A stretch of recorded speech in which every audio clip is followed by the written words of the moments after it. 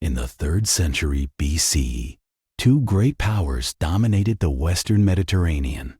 Rome, a republic forged by war and iron discipline. Carthage, a seafaring empire of merchants and soldiers built on the wealth of trade. Their first great conflict, the First Punic War, had ended in Roman victory, stripping Carthage of Sicily and burdening it with crippling reparations. From this humiliation was born one of history's most dangerous soldiers and one of Rome's most relentless enemies. Around 237 BC, the Carthaginian general Hannibal Barca prepared to lead his forces into Iberia, modern-day Spain, to rebuild Carthage's power and wealth after its defeat. His young son Hannibal, perhaps 9 years old, begged to come along. Hamilcar agreed, but only on one condition, that his son swear a solemn oath of eternal enmity toward Rome. According to ancient sources, the boy knelt before an altar and swore it was a promise he would keep for the rest of his life. Hamilcar proved as brilliant in conquest as he had been in battle. Over the following years, he carved out a new Carthaginian empire in Iberia, subduing tribes, founding cities, and building an army funded by the region's rich silver mines. This was not merely a military campaign, it was the construction of a power base designed to one day challenge Rome. But in 228 BC, Hamilcar was killed in battle and command passed to his son-in-law Hasdrubal the Fair. In 221 BC, Hasdrubal the Fair was assassinated. The Carthaginian army in Iberia did not wait for orders from the homeland. To a man, the soldiers elected Hamilcar's son, now 26 years old, as their new supreme commander. Hannibal Barca had taken the field. Hannibal's first major act was deliberate and calculated. Saguntum, a prosperous coastal city in Iberia and a formal ally of Rome, stood as a symbol of Roman influence in territory Hannibal considered Carthaginian. In 219 BC, he placed it under siege. For 8 months, the city held out. When it finally fell, Rome demanded Hannibal's surrender. Carthage refused. The Second Punic War had begun. In the spring of 218 BC, Hannibal set out from New Carthage, modern Cartagena, at the head of a vast multinational force. Ancient sources describe roughly 90,000 infantry, 12,000 cavalry, and nearly 40 war elephants. His destination was Italy itself. Not by sea, where Rome controlled the waters, but overland, through Iberia, across the Pyrenees, through Gaul and over the Alps. It was an audacious plan with no precedent in military history. The Pyrenees Mountains were the first obstacle. The high passes were defended by hostile Iberian tribes, and the terrain itself was unforgiving. Hannibal pushed through by force and negotiation, but not without losses. Thousands of soldiers, those who refused to continue or whose loyalty was uncertain, were dismissed or turned back. By the time his army descended into Gaul, it was smaller but more committed. Every man who remained had chosen to be there. The Alps were another matter entirely. No general had ever attempted to cross them with an army of this size so late in the season. For approximately 15 days in the autumn of 218 BC, Hannibal's army struggled through snowstorms, avalanches, and ambushes by mountain tribes along narrow cliff paths. Men, horses, and war elephants fell to their deaths. Hannibal reportedly used fire and vinegar to crack open rock slides blocking the route. The cost was enormous. Thousands dead, most of the war elephants lost, but the army came through. The descent into the Po Valley of northern Italy must have seemed, to Hannibal's battered soldiers, like emerging from death itself. Below the snowline lay the fertile plains of Cisalpine Gaul, and the Gallic tribes there had no love for Rome. Hannibal presented himself not as a conqueror, but as a liberator, and the Gauls responded by joining his army in large numbers. Within weeks, his force was replenished and ready to fight. Rome had not been idle. 2 consular armies had been dispatched north to intercept the Carthaginian advance. On the banks of the Ticinaicense River, Hannibal's Numidian horsemen encountered a Roman cavalry force led by the consul Publius Cornelius Scipio. The Romans were driven back in sharp fighting. The consul himself was wounded and nearly captured, saved, according to some ancient sources, by his own teenage son. It was a small engagement by the standards of what was to come, but it confirmed to Rome what kind of enemy it now faced. The first major battle came in December of 218 BC at the Trebia River. Hannibal baited the Roman army into crossing the freezing water early in the morning before breakfast. In bitter cold, he had concealed cavalry on the flanks. When the Romans advanced into his center, which bent and absorbed the pressure without breaking, both cavalry wings struck simultaneously from each side. It was a double envelopment. The Roman army was surrounded and destroyed. Roughly 2/3 of the consular force was annihilated. Pushing deeper into Italy in early 217 BC, Hannibal chose a route through the marshes of the Arno River, a shortcut that avoided Roman-held roads but came at a punishing cost. For 4 days and nights, the army waded through flooded wetland with no dry ground to sleep on. Men and animals suffered terribly. Hannibal himself developed a severe eye infection during the crossing. By the time he emerged on the other side, he had lost the sight in one eye, a wound he would carry for the rest of his life. Hannibal had studied his enemy carefully. He knew the Roman consul Gaius Flaminius was aggressive, politically ambitious, and hungry for glory. So he devised a trap of breathtaking scale. On the northern shore of Lake Trasimene, where a narrow road ran between the water and steep wooded hillsides, Hannibal concealed his entire army in the forests above. When the Roman column marched through in thick morning fog, he gave the signal. The hills erupted. Within 3 hours, approximately 15,000 Romans were dead, including the consul himself. It remains one of the largest ambushes in military history. Rome was shaken to its core. In the space of 1 year, 2 consular armies had been destroyed. The Senate took an extraordinary step. It appointed a dictator, Quintus Fabius Maximus, granting him supreme emergency authority over all Roman forces. Fabius refused to engage Hannibal in pitched battle. Instead, he shadowed the Carthaginian army through the hills of central Italy, cutting off foraging parties, harassing stragglers, and denying the decisive battle Hannibal needed. Romans called him the delayer. Some mocked him as cowardly, but Fabius understood something others did not. Hannibal could not be beaten by fighting him on his own terms.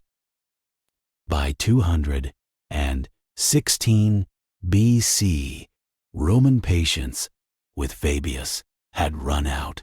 The Senate voted to assemble the largest army Rome had ever fielded, approximately 8 legions and allied contingents totaling around 86,000 men. 2 consuls were given joint command, the cautious Lucius Aemilius Paulus and the aggressive Gaius Terentius Varro.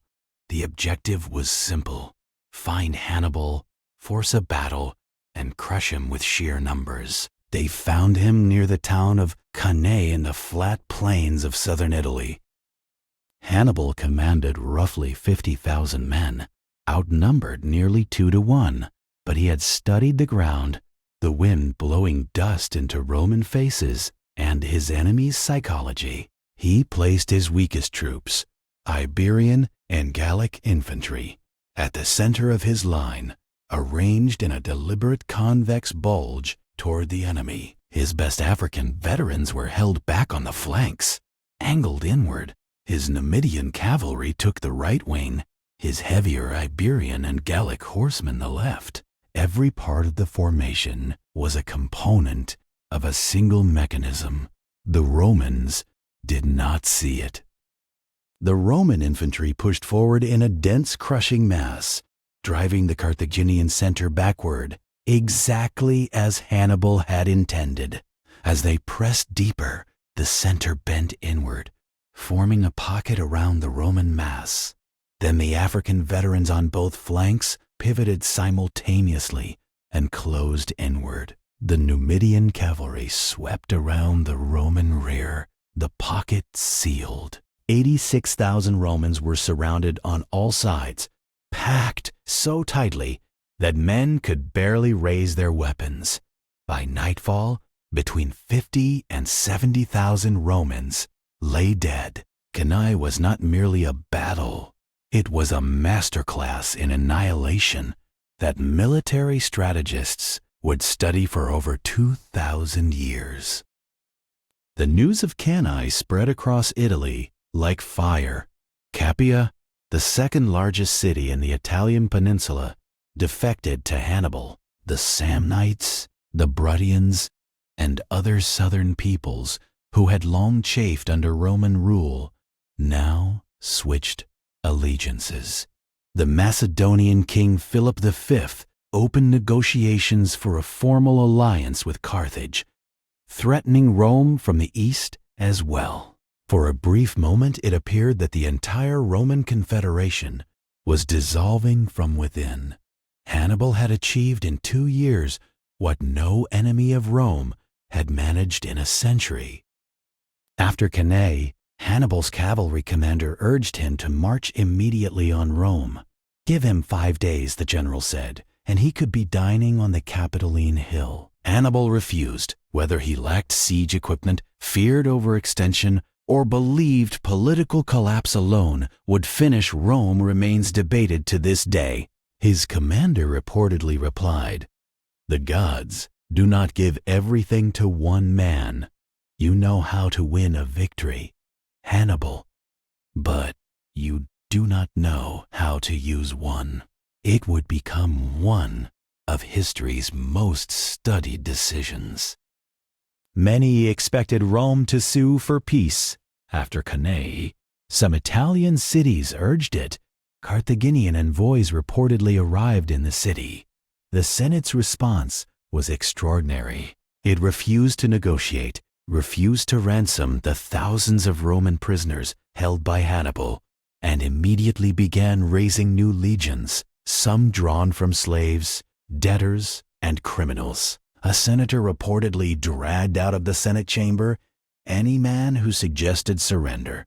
Rome would not break. This resolution, brutal, stubborn, and absolute, would ultimately prove more powerful than any tactical genius.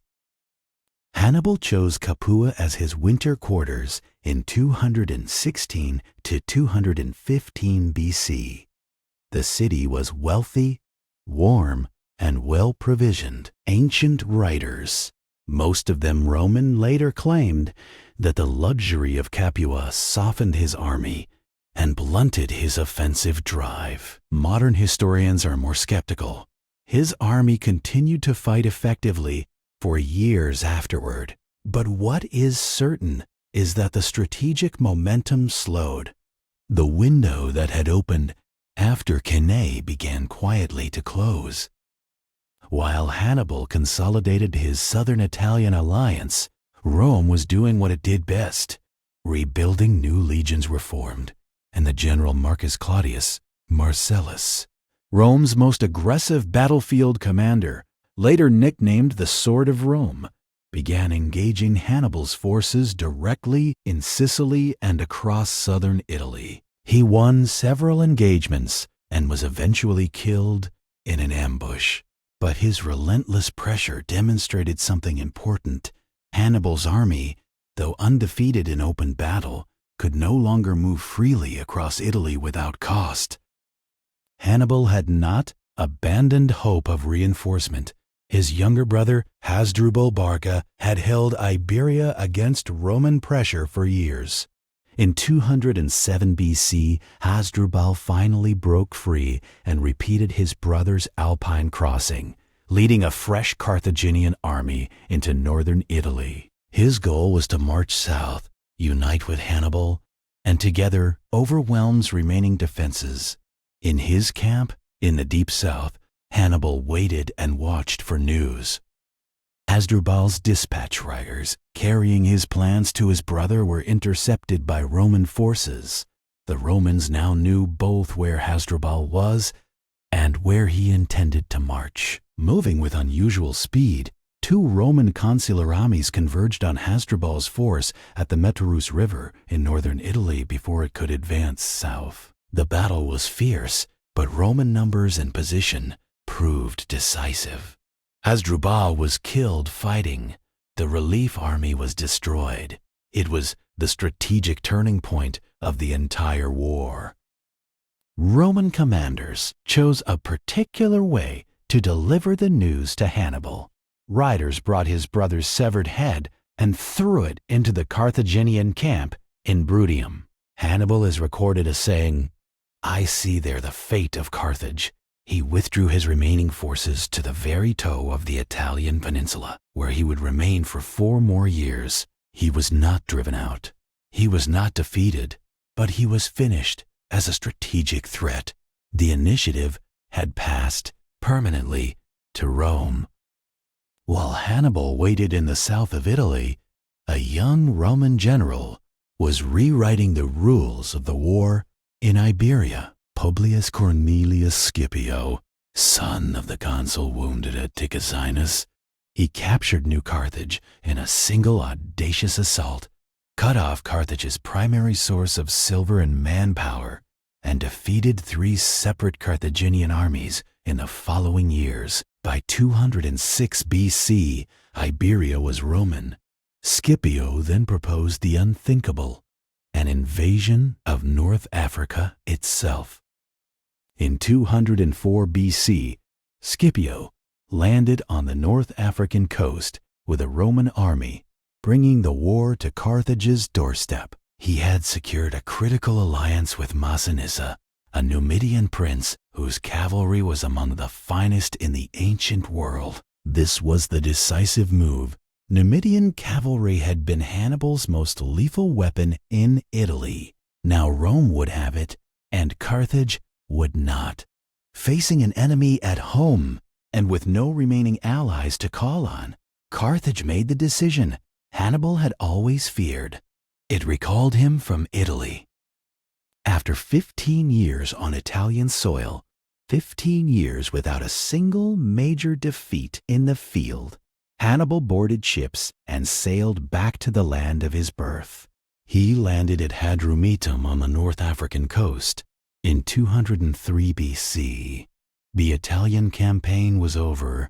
He had not been driven out. He had not been beaten. Rome had simply found a way to go around him. Before the inevitable battle, Hannibal met with Scipio to discuss terms.